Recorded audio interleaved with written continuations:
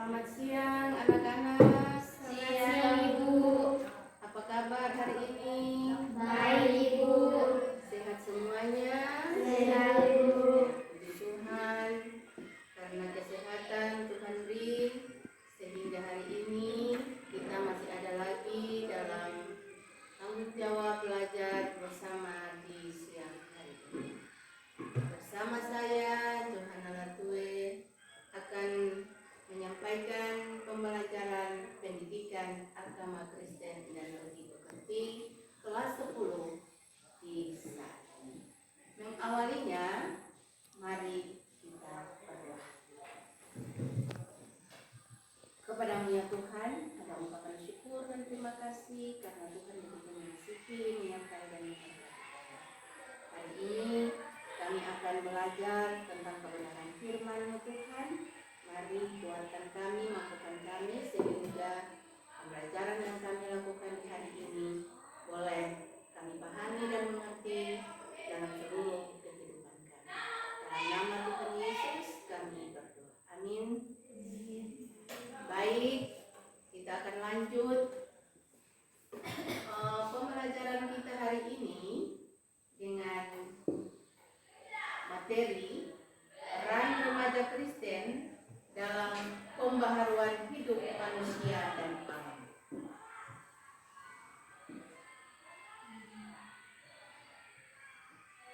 Adapun tujuan yang akan disampaikan kepada Anda, yang pertama, mensyukuri karunia Allah sebagai perubahan pembaharuan kehidupan manusia dan alam. Yang kedua, merespon keberadaan Allah sebagai pembaharu dalam relasi dengan sesama manusia dan alam. Yang ketiga, menjelaskan makna sebagai pembaharu. Yang keempat, menjelaskan tanda-tanda remaja sebagai pembaharu kehidupan manusia dan alam. Yang kelima, mendiskusikan praktik sebagai pembaharu manusia dan alam. Dan yang terakhir, membuat refleksi sebagai pelaporan pembaharuan di lingkungan sekolah, keluarga, dan masyarakat. Nah, kita akan masuk yang pertama, mensyukuri keberadaan Allah sebagai pembaharu kehidupan manusia dan alam. Nah, Anda diminta untuk menyikapi cerita berikut ini melalui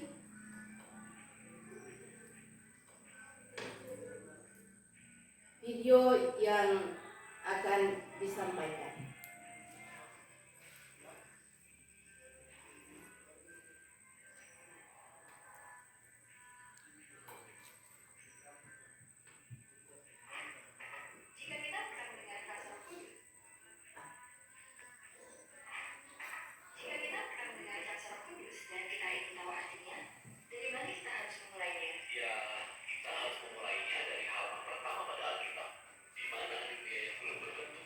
Sebagai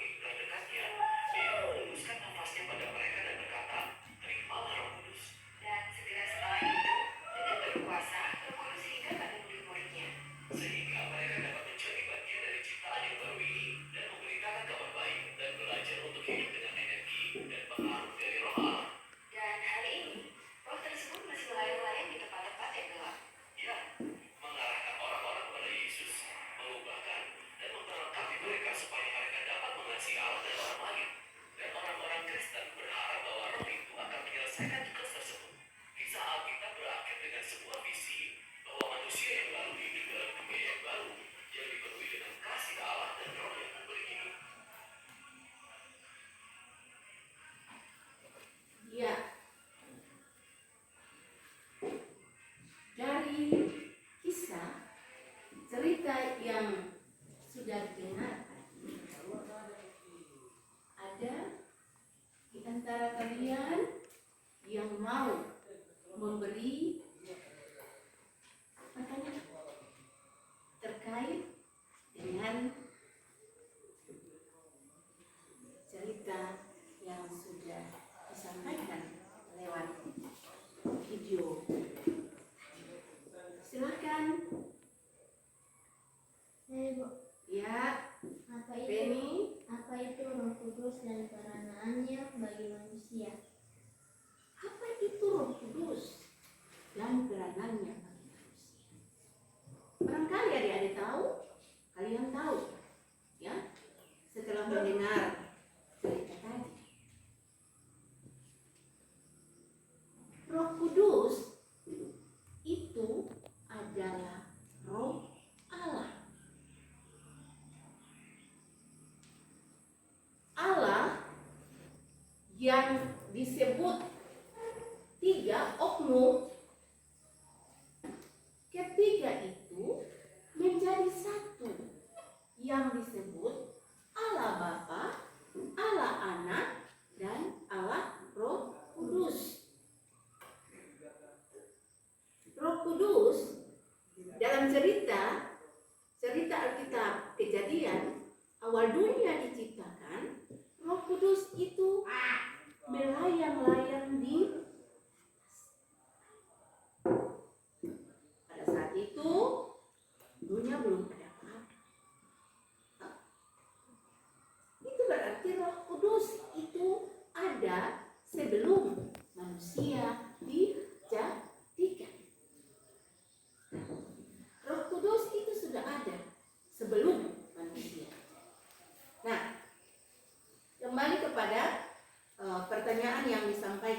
oleh Reni tadi. Ya, apa itu Roh Kudus? Roh Kudus adalah Roh Allah. Roh Kudus bagi orang Kristen atau orang percaya yaitu sebagai penolong. Penolong yang menuntun, penolong yang membimbing, penolong yang memberikan kekuatan, penolong yang memberikan penghiburan ketika katong ada dalam persoalan-persoalan hidup. Itulah yang disebut Roh Kudus. Nah, ada dalam berbagai kehidupan manusia dengan situasi-situasi hidup tertentu. Roh Kudus itu mengajarkan manusia untuk melakukan kebaikan-kebaikan. Ya, Roh Kudus tidak pernah mengajarkan manusia untuk melakukan hal-hal yang salah, toh? Betul nggak sih? Karena itu keberadaan Allah di dalam membaharui kehidupan manusia dan alam, ya, sebagai pelajar Kristen, sebagai anak-anak Tuhan, kita pahami bahwa Roh Kudus itu selalu berkarya dalam kehidupan setiap manusia. Dia memberikan pembaharuannya bagi kehidupan manusia, bahkan alam ini. Ya, kita merasakan hidup yang aman, penuh damai sejahtera, lingkungan yang begitu baik untuk kita nikmati, ya, dengan segala keberadaan yang sudah Tuhan buat untuk kita nikmati bersama. Ya. Semua adalah karena hari ini kita dijaga, dipimpin dan dituntun oleh Tuhan menikmati kehidupan, belajar, ya. Itu semua karena Roh Kudus. Ya. Itu yang pertama. Lalu yang kedua, keberadaan Allah sebagai pembaharu dalam relasi dengan semua manusia dan alam. Nah, kita lihat bahwa disebutkan tadi Roh Kudus adalah roh penolong bagi umat beriman. Ya, membantu manusia atau orang percaya untuk memperoleh keselamatan. Nah, bagaimana manusia membangun relasi dengan sesama manusia dan alam? Manusia membangun relasi dengan alam, ya, dan sesamanya itu dalam berbagai wujud nyata, ya, sikap dan tindakan yang kita lakukan, ya, menolong orang yang mengalami penderitaan, ya toh, ya, membantu teman ketika dia tidak mempunyai bolpen untuk menulis, ya.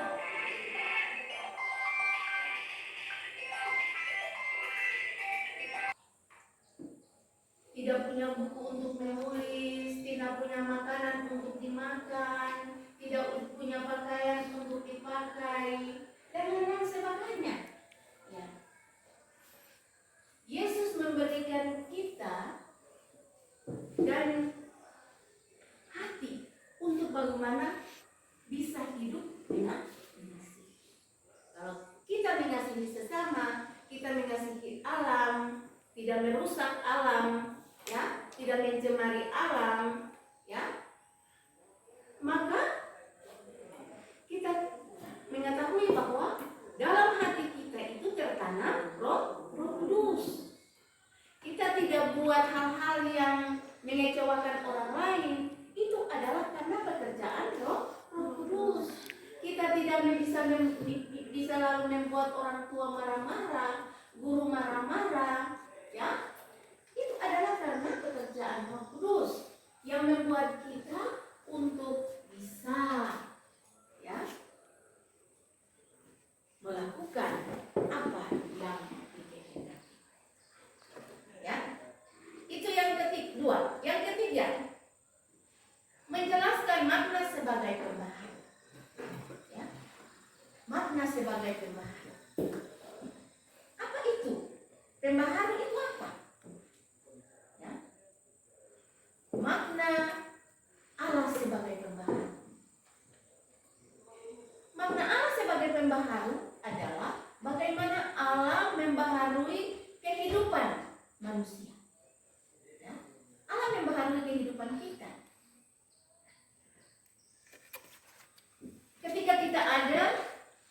dalam situasi-situasi hidup yang mencekam, ya, maka di tengah-tengah ketakutan hidup, di tengah-tengah kebimbangan, ya, Roh Kudus itu memampukan kita untuk bisa melakukan apa yang akan kita lakukan. Nah, dengan demikian kita pahami bahwa Roh Kudus itu sebuah kekuatan, ya. Roh Kudus itu sebuah kekuatan. Dikatakan Roh Kudus itu adalah sebuah kekuatan yang mengilhamkan manusia, ya, mengilhamkan manusia untuk melakukan kebaikan-kebaikan dalam hidup. Nah, sampai di situ.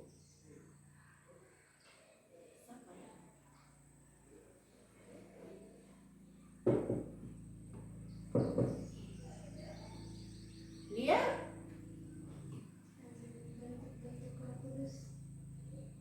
bentuk-bentuk Roh Kudus. Ya. Dia bilang, Ibu, bentuk-bentuk Roh Kudus. Dia tanya ini, bentuk-bentuk Roh Kudus itu seperti apa?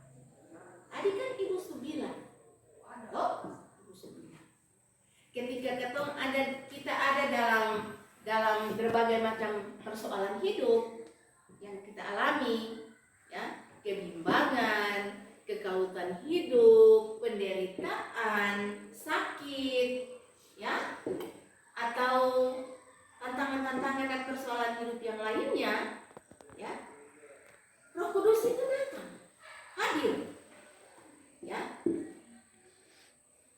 Bentuknya seperti apa? Dia tanya. Bentuknya seperti apa? Bentuknya itu kita tidak bisa melihat. Roh Kudus ada datang, toh? Ya. Tetapi Roh Kudus itu hadir dalam kehidupan kita dalam bentuk menyadarkan kita, mengingatkan kita, ya, akan apa yang harus kita alami dan apa yang harus kita buat. Jadi Roh Kudus itu datang dalam bentuk, misalnya mau belajar, toh? Mau belajar. Semua ulangan, kita mau bikin apa, kita belajar, tapi kita sih mengerti. Nah, Roh Kudus, ya, berdoa itu adalah salah satu wujud Roh Kudus berkarya dan bekerja dalam kehidupan.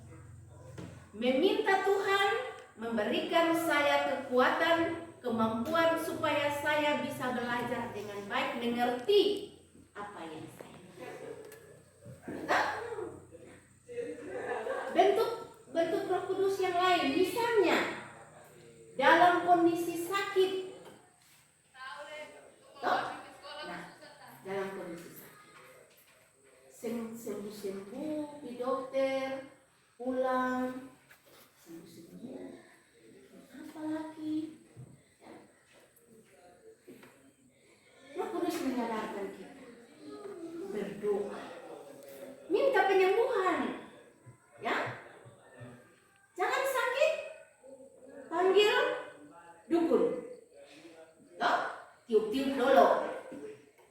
Ya. Itu bukan pekerjaan Roh Kudus. Berbagai macam bentuk Roh Kudus itu kita. Roh Kudus memberikan kita kemampuan untuk bisa berbicara. Toh? Kita bisa berbicara bukan karena kita mampu untuk berbicara, tetapi ketika kita mampu berbicara itu karena pekerjaan Roh Kudus. Yakin kan tidak? Yakin. Ya. Orang Kristen harus yakin. Nah, karena itu ada 3 hal utama, ya, 3 tugas utama dari Roh Kudus bagi kehidupan manusia. Yang pertama, memberikan kesaksian yang benar. Itu ayat pertama, memberi kesaksian yang benar. Artinya begini,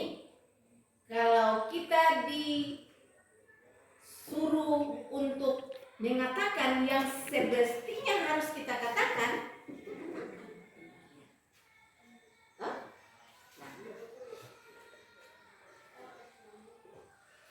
menyampaikan kebenaran firman Tuhan. Itu adalah tanggung jawab kita. Yang kedua, membimbing manusia dalam mengambil keputusan. Ya, membimbing manusia untuk mengambil sebuah keputusan. Ibu kasih contoh. Tamang datang aja. You can tong ambil itu sana kelapa tuh pemakan akan.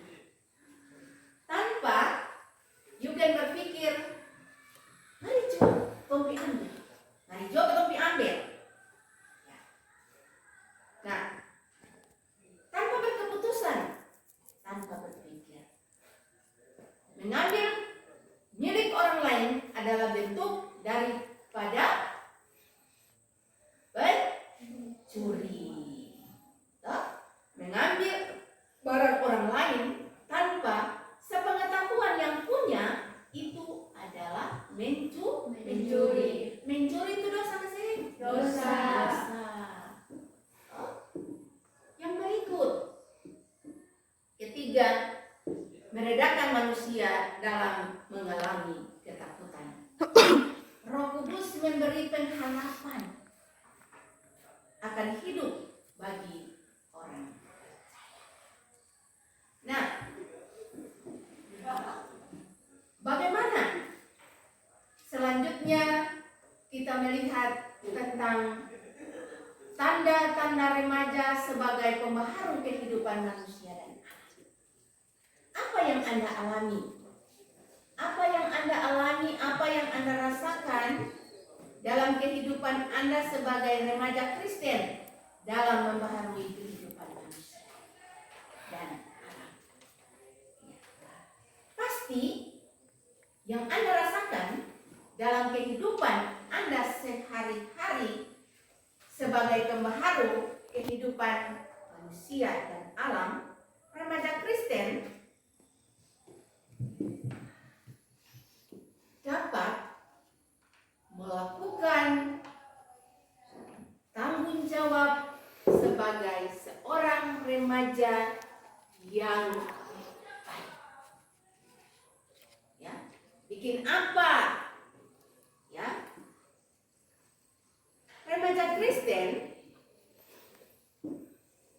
yang menunjukkan perilaku hidup yang baik. Ya. Tanda-tanda remaja yang membaharui, tanda-tanda remaja sebagai pembaharu kehidupan itu bikin apa? Remaja bikin apa?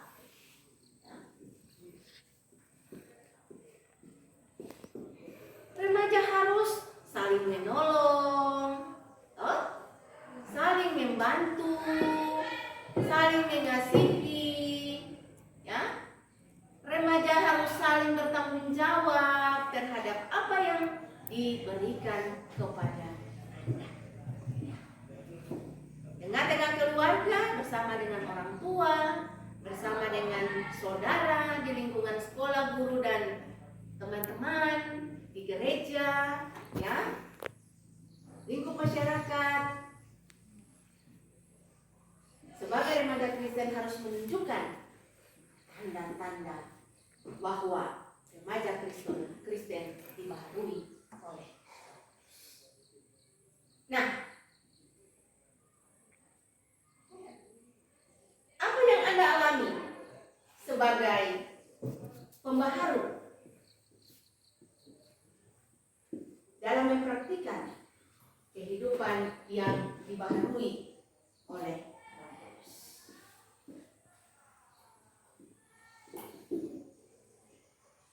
Apa yang mesti harus Anda lakukan? Nah, coba perhatikan video tentang kisah seorang pelajar, tentang pelajar Kristen. Silakan masing-masing membuka yang punya HP.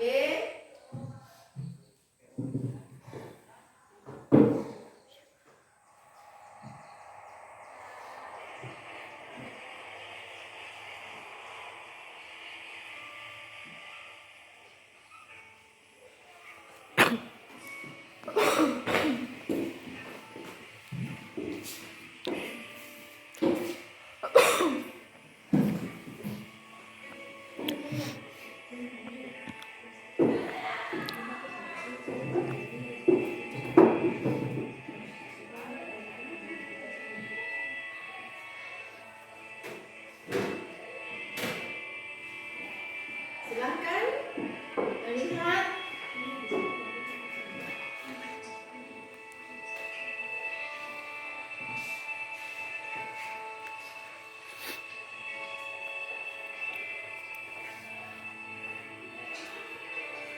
Setelah kalian menyimak video yang ada, ya, lalu kalian mengaitkan video itu dengan pembelajaran kita tadi.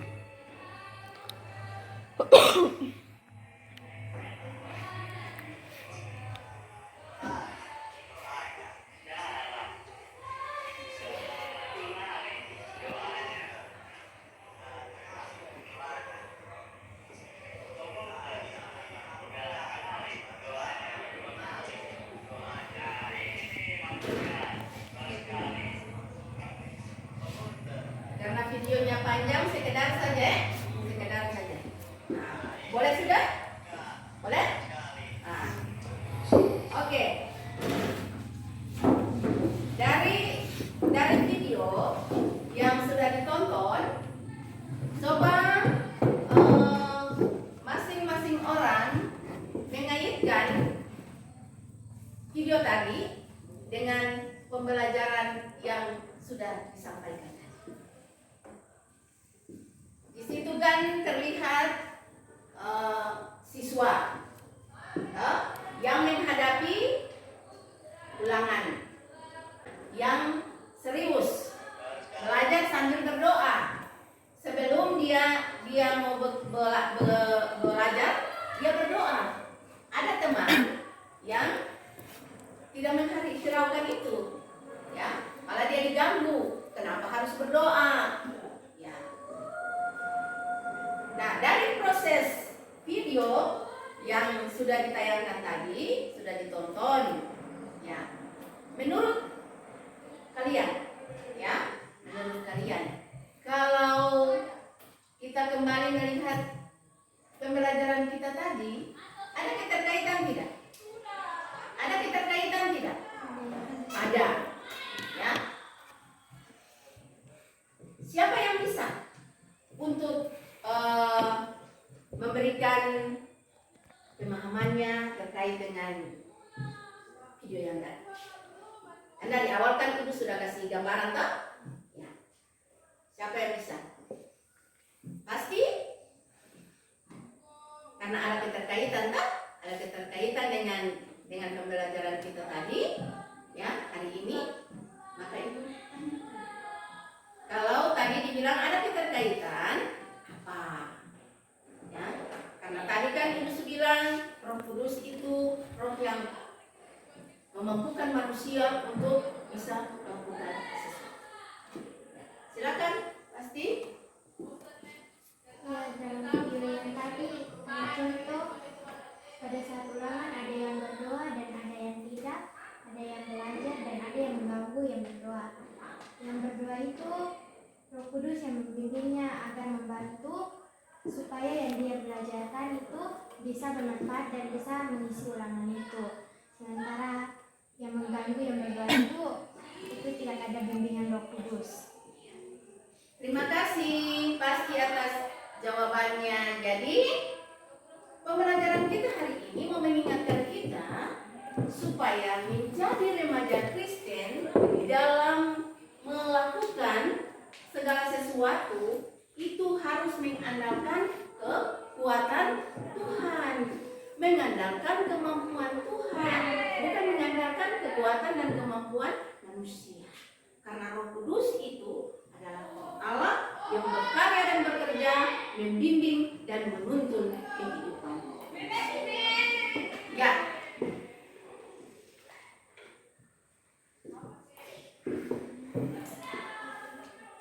Kita lihat dalam pertama Korintus 12 ayat 4. buka yang punya Alkitab, pertama Korintus 12 ayat 4.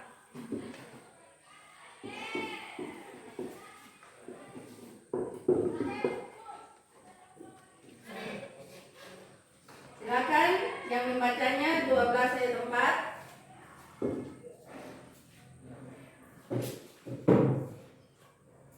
Silakan. Rupa-rupa karunia tetapi satu roh. Ada rupa-rupa karunia tetapi satu roh.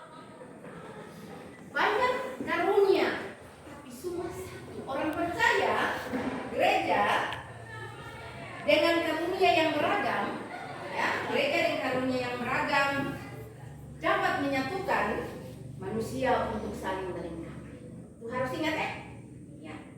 Orang percaya itu beragam, ya, karunianya, tetapi kudus mampu menyatukan manusia untuk saling mengasihi. Ingat. Nah, selanjutnya dalam Galatia 5 ayat 22. Yang baca? Tetapi buah roh ialah kasih, sukacita, damai, sejahtera, kesabaran, pemuraan, kebaikan, dan kesetiaan. Ya. Dilengkapi dengan buah-buah roh. Ya. Buah-buah roh. Buah-buah roh itu Roh Kudus. Ya, Roh Kudus. Jadi kebaikan, manusia bikin yang baik, manusia patuh, taat, setia, ya, mengasihi sesama, mengasihi Tuhan, itu adalah karena Roh Kudus. Nah, terakhir kita melihat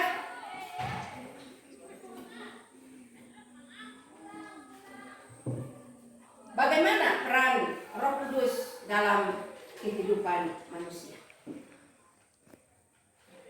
Bagaimana peran Roh Kudus? Peran Roh Kudus adalah bimbing manusia, memberikan kesempatan kepada manusia untuk bisa tampil. Yang tadi itu salah. Dengan demikian, dari penjelasan saya tadi, ada yang semangat?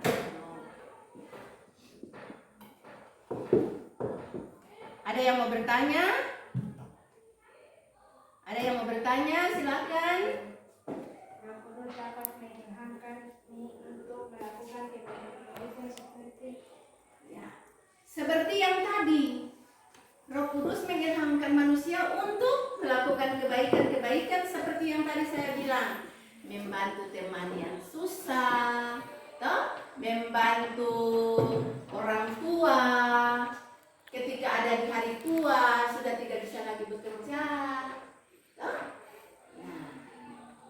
Roh Kudus membimbing kalian supaya bisa menjadi anak-anak yang dengar-dengaran, anak-anak yang setia, ya kan?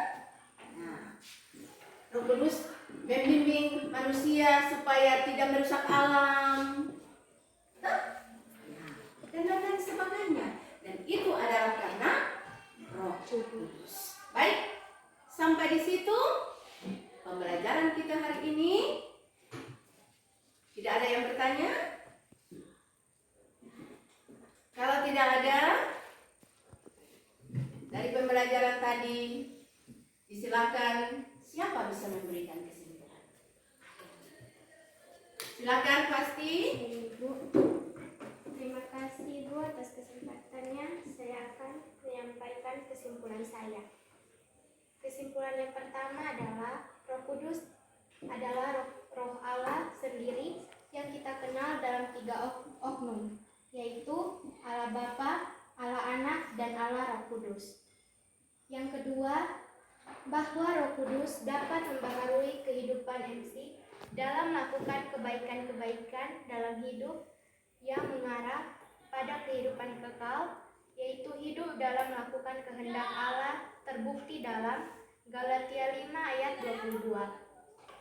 Yang ketiga, sebagai orang percaya, kita dituntut untuk tetap berpegang kepada kehendak Allah Demikian kesimpulan saya. Terima kasih. Ya, terima kasih. Sampai di sini perjumpaan kita. Tuhan Yesus memberkati. Selamat siang dan shalom. Mengakhirinya, mari kita berdoa. Terima kasih Tuhan untuk pemurahan kasih-Mu. Kami boleh selesai dengan pembelajaran kita hari ini. Tuhan memberkati kami dan biarlah membimbing kami untuk menjadi orang-orang yang tetap setia kepada-Mu. Dalam nama Tuhan Yesus kami berdoa. Amin. Amin. Selamat siang.